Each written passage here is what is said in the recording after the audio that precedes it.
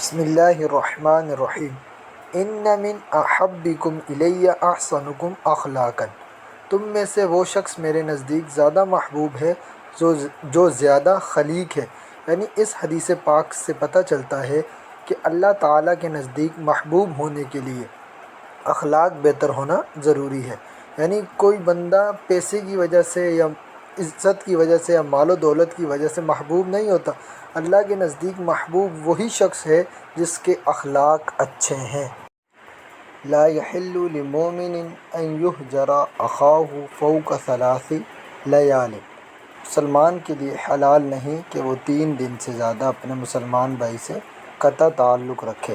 یعنی کسی کے لیے بھی یہ حلال نہیں کہ وہ کسی سے ناراض ہو، 3 دن گزر جائے، یعنی 3 دن کے اندر ہی وہ اس سے راضی ہو جائے اور بات چیت کر لے۔ اگر آپ کو ویڈیو اچھی لگی لائک کریں، شیئر کریں، چینل ضرور سبسکرائب کریں۔